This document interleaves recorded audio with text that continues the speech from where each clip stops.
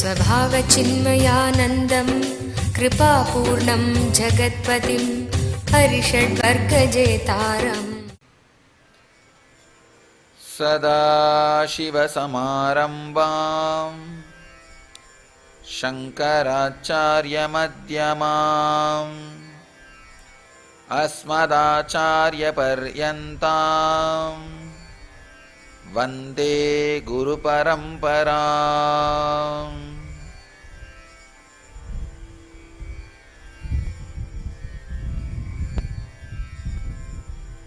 உங்கள் அனைவரையும் வணங்கி வரவேற்கின்றேன். பகவத்கீதையின் இன்றைய தியான சத் சங்கத்தின் சாரம்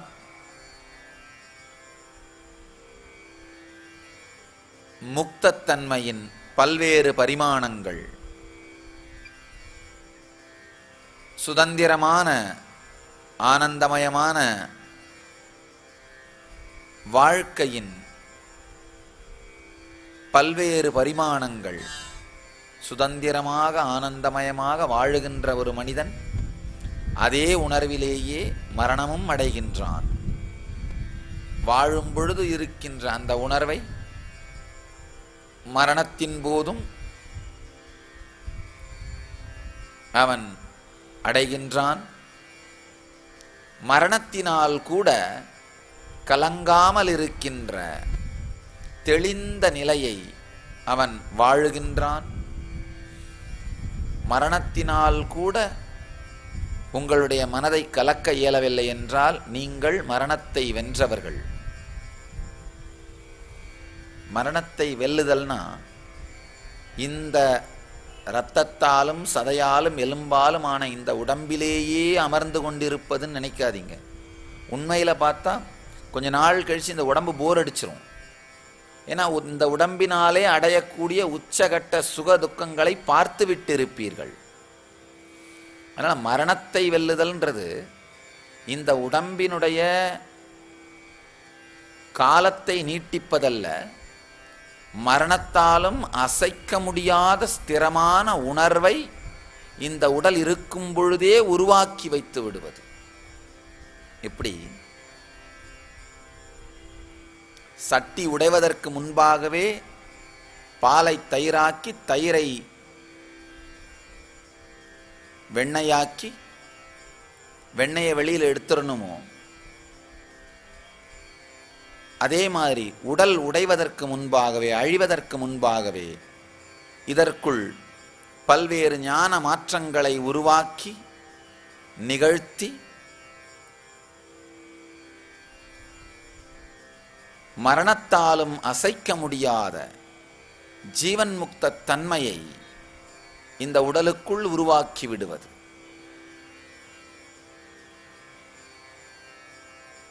எதனாலும் அசைக்க இயலாத முக்தத்தன்மையோடு வாழ்தல்.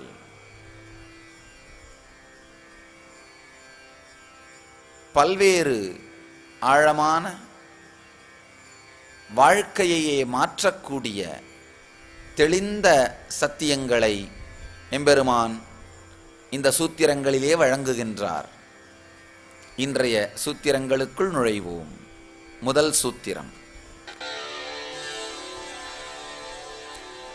अन्तकाले च मामेव स्मरन् मुक्त्वा कलेवरम् यः प्रयाति समद्भावं याति नास्त्यत्र संशयः यं यं वापि स्मरन् भावं त्यजत्यन्ते कलेवरं तं तमेवैति कौन्तेय सदा तद्भावभावितः.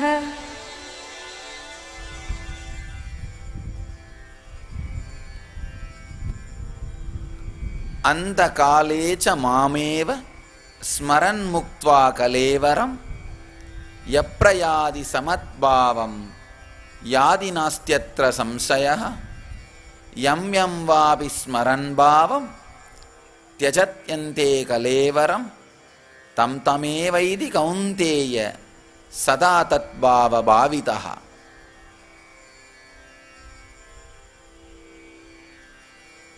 இதனுடைய மொழிபெயர்ப்பு, மரண காலத்திலும் என்னையே நினைந்து கொண்டு உடலை துறந்து யார் செல்கின்றானோ அவன் என் சொரூபத்தையே அடைகின்றான், இதில் சந்தேகமில்லை. குந்தியின் புதல்வா, இறுதி காலத்தில் எப்பொருளை எண்ணிக்கொண்டு ஒருவன் உடலை உகுக்கிறானோ எப்பொழுதும் அப்பொருளையே அவன் அடைகின்றான். எதை நினைந்தவாறு இறக்கின்றானோ அவன் அதுவாகவே மாறுகின்றான், அந்தந்த வடிவத்தையே எடுக்கின்றான். இது ஒரு ஆழமான சத்தியம். பல பேர் என்கிட்ட வந்து கேட்கறது உண்டு, சாமி இந்த தியானம், பகவத்கீதை, யோகம் இதெல்லாம் வயசான காலத்தில் செய்ய வேண்டியது, இளைஞர்களுக்கு என்ன சாமி அவசியம்? வயசானவர்கள்லாம் என்ன நினைக்கிறாங்கன்னா, அது இளைஞர்கள்லாம் என்ன நினைக்கிறாங்க, இதெல்லாம் வயசான காலத்தில் பண்ணிக்கலாம்பா, இப்போ என்ன அவசரம்? வயசானவங்களாம் என்ன நினைக்கிறாங்க, இதெல்லாம் சின்ன வயசுலேயே பண்ணியிருக்கணும்பா, இப்போ எங்கப்பா பண்ணுறது? உண்மையில் இளமையில் இதற்கு என்ன அவசியம் என்கின்ற கேள்விக்கு எம்பெருமான் விடையளிக்கின்றார். சாகும் பொழுது சங்கரா சங்கரான்னு சொல்லிட்டு செத்துற முடியும்னு நினைக்காதீங்க. பல பேர் என்கிட்ட கேட்கறது உண்டு, சாகும் பொழுது கடவுள் பேரை சொன்னால் போதுமில்லை, நினைச்சா போதுமில்லை, சங்கரா சங்கரான்னு சொல்லிட்டா போதுமில்லை, அப்புறம் என்ன ஏன் இப்பயே நினைக்கணும் சாமி? என்ன வாழும் பொழுதெல்லாம் கொக்கோகோலா கொக்கோகோலானே சொல்லிட்டு இருந்துட்டு சாகும் பொழுது சங்கரான்னு வயலை வந்துடும் நினைக்கிறீங்களா? மரணம் அப்படின்னா என்ன நாம் ஆழ்ந்து புரிந்து கொள்ள வேண்டும். மரணம்ங்கிறது நம்முடைய மொத்த வாழ்க்கையும் அந்த கடைசி சில வினாடிகளில் ஃபாஸ்ட் ஃபார்வர்டில் பார்ப்பீங்க. நம்ம உணர்வே கொதிக்கும். உங்களுடைய உடலின் ஒவ்வொரு பாகமும் உங்கள் வாழ்க்கையோட மொத்த நினைவு பதிவுகளையும் உங்கள் மசில்ஸில் ஸ்டோர் பண்ணி வச்சிருக்கு. அதான் மசில் மெமரின்னு சொல்லுவோம். இந்த மசில் மொத்தமும் ஹீட் ஆகிறதுனால எல்லா மசில் மெமரியும் அலைவா மாறி உங்களுக்கு முன்னாடி தெரிய ஆரம்பிச்சிடும். உங்கள் முன் வேகமாக ஓடத் துவங்கும். எந்த மசில் மெமரி, எந்த நினைவு ஆழமான அனுபவமாக உங்கள் வாழ்க்கையில் பதிந்து இருக்கிறதோ அந்த நினைவு தான் மேலெழுந்து வரும்.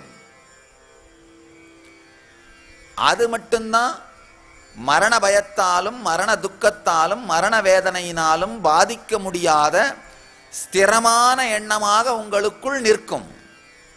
வாழ்க்கை முழுவதும் வேறு எதையாவது நினைந்து கொண்டிருந்து விட்டு கடைசி நேரத்தில் மட்டும் ஏதாவது ஒரு தெய்வீகமான எண்ணத்தையோ அல்லது பெயரையோ நல்ல நினைவையோ கொண்டு வந்து விடலாம்னு தயவு செஞ்சு கற்பனை பண்ணாதீங்க, நடக்காது. வாழ்வு முழுவதிலும் எது உங்களுக்கு ஆழமான அனுபவமாக இருந்ததோ, எது உங்களுக்கு மிகவும் பிடித்தமான உணர்வாகவும் அனுபவமாக இருந்ததோ அதுதான் வாழ்வின் இறுதியிலும் மேலெழுந்து பொங்கும். வாழ்வின் இறுதியிலும் அதுதான் உங்களுடைய அடிப்படையான ஆதார சத்தியமாக மேலெழும். ஒரு அழகான ஒரு கதை, நம்முடைய பாரம்பரியத்தில் இருக்கிற கதை. இந்த பரத ரிஷின்னு ஒரு ரிஷி காட்டிலே அமர்ந்து தவம் செய்து கொண்டிருந்தார். ஒரு நாள் அங்கு ஒரு அடிபட்ட மான் குட்டி ஒன்று வந்து விழுந்தது. வேடனுடைய அம்பு பட்டு ஆனால் சாகாமல் தப்பித்து விட்ட ஒரு மான்குட்டி. இவருக்கு அந்த மான்குட்டியின் மீது ஒரு வாஞ்சை. அதை எடுத்து அதற்கு மருந்திட்டு சரி செய்து அதை வளர்க்க துவங்கினார். காட்டில் வேற யாரும் இல்லை, இவர் மட்டும்தான் தனியாக இருக்கார். அந்த மான்குட்டி மட்டும்தான் அவருக்கு துணை. கொஞ்சம் நாளாக நாளாக நாளாக ஒரு அன்பு, அதுக்கப்புறம் பார்த்தீங்கன்னா மெதுவாக ஆழமான பிணைப்பாகவே மாறிடுச்சு. பெட்டு மாதிரியே ஆயிடுச்சு அந்த மான்குட்டி. காலையில் எந்திரிச்ச உடனே அந்த மான்குட்டியோட விளையாடிட்டு இருக்கிறது, மதியானம் அந்த மான்குட்டிக்கு சாப்பாடு கொடுத்துட்டு சாப்பிட்றது, ராத்திரி அந்த குட்டியை தூங்க வச்சுட்டு தூங்குறது, இப்படியே வாழ்க்கை கழிய துவங்கியது. மெதுமெதுவா மான்குட்டி அவருடைய வாழ்க்கையின் ஒரு ஆழமான முக்கியமான பாகமாக மாறிடுச்சு. இன்னும் கொஞ்ச நாள் கழிச்சு அந்த மான்குட்டி அந்த அவருடைய உணர்வின் பாகமாகவே மாறிவிட்டது. வாழ்க்கை மட்டும் இல்லாம உணர்வின் பாகமாகவே மாறிவிட்டது. எப்படியெல்லாம் டைவர்ஷன் வர முடியும்னு பாருங்க. எந்தெந்த மாதிரி விதங்களிலெல்லாம் மனம் தடுமாற முடியும்னு பாருங்க. சாதாரண ஒரு மான்குட்டி அவருடைய தவத்திற்கே மிகப்பெரிய கேடாக வந்து முடிந்து விட்டது. அதனாலதான்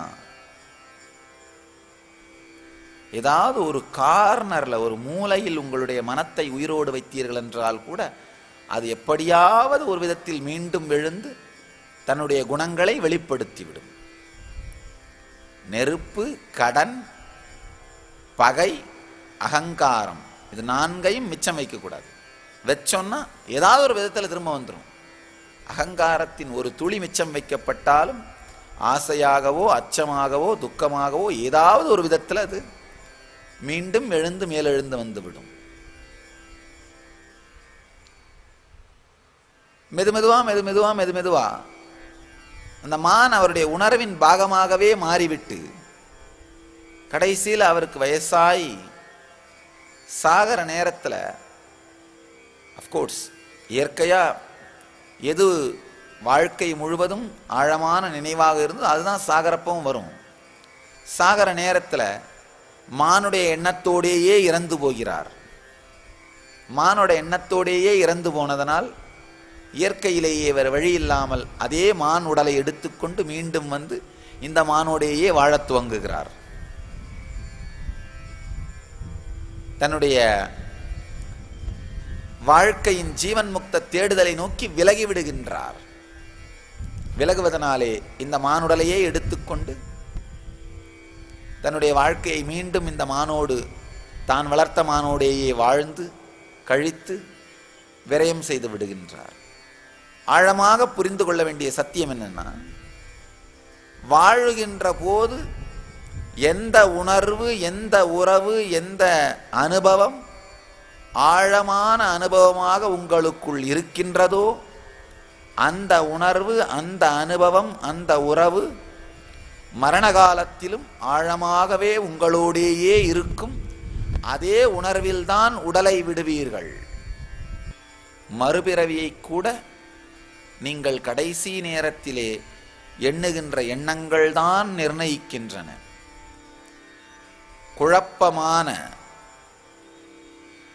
பல்வேறு எண்ணங்களும் பொங்கி எழுந்து தெளிவில்லாத உணர்வாலே நீங்கள் உடலை விடுவீர்களானால் அதே மாதிரி குழப்பமான எந்தவிதமான வாழ்க்கை நோக்கையும் எடுக்க முடியாத மன அமைப்போடு அது மாதிரியான இடங்களில் பிறப்பெடுப்பீர்கள். நம்ம செய்ய வேண்டிய சில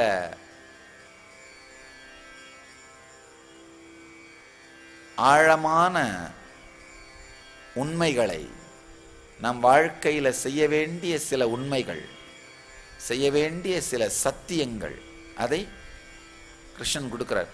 வாழும் பொழுதே உங்களுடைய வாழ்க்கையை தெளிவான சரியான ஸ்ட்ராட்டஜியை பிளான் பண்ணி அதை சார்ந்து உங்கள் வாழ்க்கையை அமைத்துக் கொள்வீர்களானால் வாழ்விலே துக்கம் இருக்காது. மரணத்தை பற்றிய பயம் இருக்காது. மரணகாலம் வரும்பொழுது அதற்கு தயாராக இருக்கின்ற மன அமைப்போடேயே வாழ்வீர்கள். எனக்கு தெரிந்து மோசமான வாழ்க்கை எதுன்னா மரணத்திற்கு தயாராகாமல் வாழ்வது.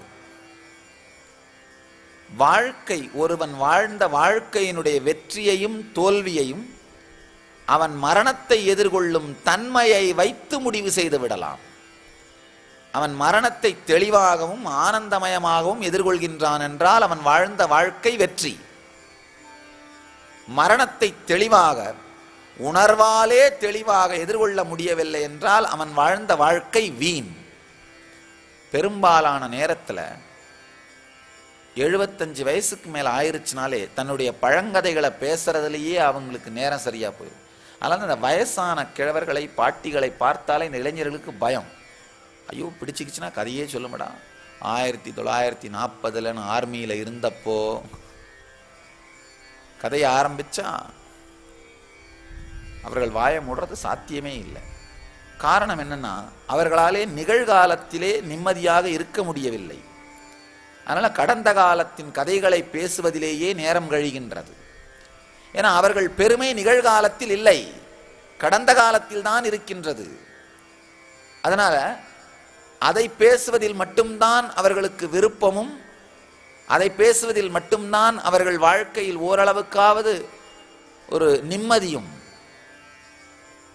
அவர்களுக்குள் இருக்கின்றது. அதனால தான் அதையே தேடத் துவங்குகிறார்கள், அதையே பார்க்க துவங்குவது. ஒரு பூரணமாக தெளிவாக வாழ்ந்த மனிதனுக்குள்ள இந்த கிரேஸ்ஃபுல் ஏஜிங் அப்படின்னு சொல்லுவோம். கிரேஸ்ஃபுல்லான ஏஜிங் நடந்திருக்கும். ரொம்ப இனிமையாக அவர் அவருடைய கடைசி காலத்தை எதிர்கொள்வார். மிக தெளிவான, மிகவும் முழுமையான கடைசி காலத்தை எதிர்கொள்வதும். அதுக்கெல்லாம் தாண்டி முக்கியமான ஒரு விஷயம் என்னன்னா, வாழ்க்கையில் வெறுமைத்தன்மை, லோன்லினஸ் இருக்காது. ரொம்ப தெளிவா எளிமையா தன்னுடைய கடைசி காலத்தை எதிர்கொள்வார். கடைசி காலத்தை எதிர்கொள்வதற்கு கற்றுக் கொடுக்காத சமூகங்கள் மனித வாழ்க்கையில் மனிதனுக்கு மிகப்பெரிய துரோகத்தை செய்கின்றன. பல நாட்டு கலாச்சாரங்களையும் சமூகங்களையும் மக்களையும் பார்க்கிறதால சொல்ற, நம்முடைய தர்மத்திலே கடைசி காலத்தை எதிர்கொள்வதற்கான எல்லா விதமான தெளிவான ஞான கருத்துக்களும் நமக்கு அளிக்கப்பட்டு விடுகின்றன. அதை துரதிர்ஷ்டவசமா அதை கடைபிடிக்காமல் இருந்தோமானால் அது நம் தவறு. இந்த சத்தியங்களை எல்லாம் உள்வாங்கி இது சார்ந்த மன அமைப்பை உருவாக்கினீர்களானால் கடைசி காலம் மிக இனிமையாகவும் மிக ஆழமாகவும் மிக எளிமையாகவும் மிக சுலபமாகவும் இருக்கும். அது மட்டும் இல்லாமல் அதற்கு பிறகு வருகின்ற, மரணத்திற்கு பிறகு வருகின்ற உங்களுடைய வாழ்க்கை தெளிவாகவும் முழுமையாகவும் இருக்கும். நாம இந்த மரணத்திற்கு அப்பால் அப்படிங்கிறத பார்க்கறதே இல்லை. மரணத்துக்கு அப்பால் அப்படிங்கிறத, அந்த சத்தியத்தை புரிந்து கொள்வதே இல்லை. உண்மையில எக்ஸாக்டா என்ன நடக்கின்றது, ஏன் ஸ்ரீகிருஷ்ணர் இந்த அளவிற்கு மரணத்தை பற்றிய ரகசியங்களை சொல்வதற்கு முக்கியத்துவம் அளிக்கின்றார். ஏன்னா இன்றைக்கு பல சூத்திரங்கள், அடுத்தடுத்து வரும் பல சூத்திரங்களில் மரணம், மரணத்திற்கு பின்பு என்கின்ற சத்தியங்களையே அலசி ஆராய்கின்றார்.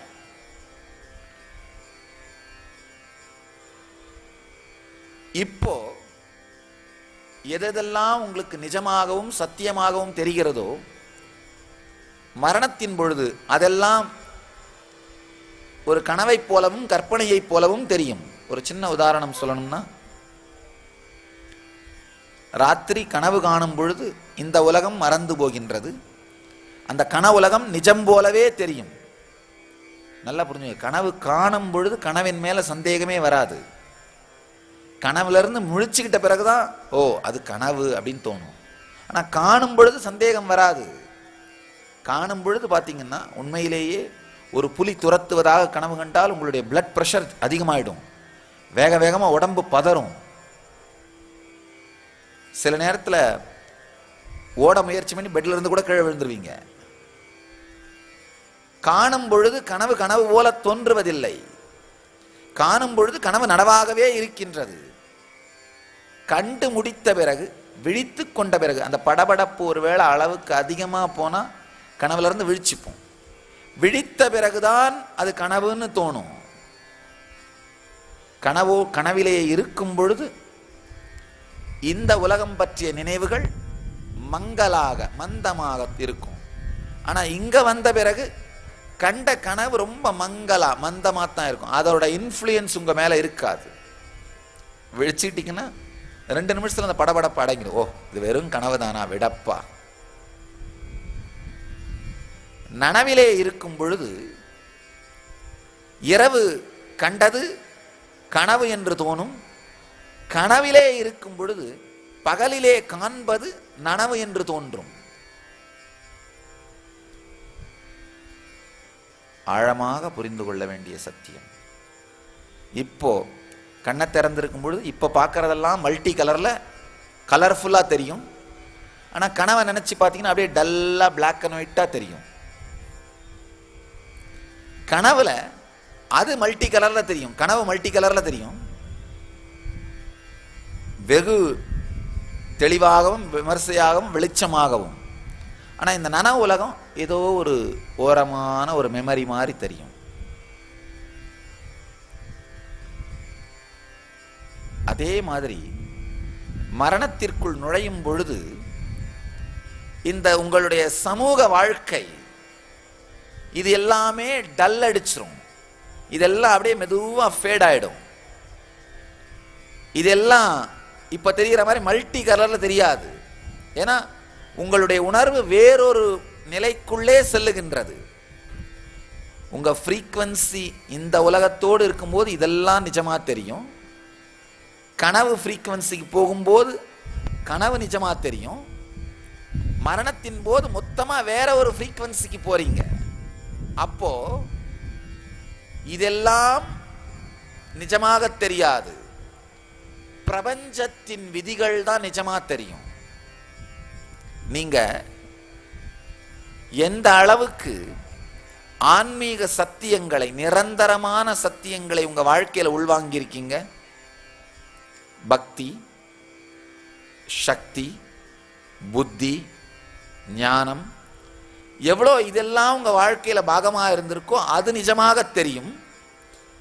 இது எல்லாமே டல்லா கரைஞ்சு போயிடும். அதுக்கப்புறம் உங்க செக் புக்கில் நீங்க கையெழுத்து போட முடியாது, உங்க கார்ல நீங்க போக முடியாது. மிஞ்சி போனா ஆம்புலன்ஸ் தான், அதுவும் பாடி ஃப்ரீசர் வச்ச ஆம்புலன்ஸ். அதுக்கும் பேர் இறுதி யாத்திரை. ஏன்னா அதுக்கு மேல உங்களை வண்டியில ஏற்ற மாட்டார்கள். அதுக்கப்புறம் நீங்க எந்த வண்டியிலையும் ஏற முடியாது. கடைசி யாத்திரை. உங்களுடைய நெருக்கமான உறவுகள் கூட நீங்க யாரோடையும் பேச முடியாது. மனைவியோட பேச முயற்சி செஞ்சாலும் என்ன பண்ணுவாங்க, அவர்கள் பயந்து ஓடி விடுவார்கள். யாரோடையும் பேச முடியாது. எல்லா உறவுகளும், உங்களுடைய எல்லா சொத்துக்களும், நீங்கள் வாழ்க்கையின் ஆதாரமாக நினைந்து கொண்டிருந்த எல்லாமே நேரடியாக எந்த உபயோகத்தும் உங்களுக்கு இல்லாமல் போய்விடும். அப்ப இது எல்லாமே பிளாக் அண்ட் ஒயிட்டா மாறி டல்லா மாறி வேறொரு உணர்வு நிலை நிஜமாக உங்கள் முன் திறந்து வைக்கப்படும். அந்த உணர்வு நிலைக்குள் சென்று அதோடையுமே இனிமையா இருக்கிறதுக்காக உங்களை தயார்படுத்திக் கொள்வதுதான் ஆன்மீக வாழ்க்கை.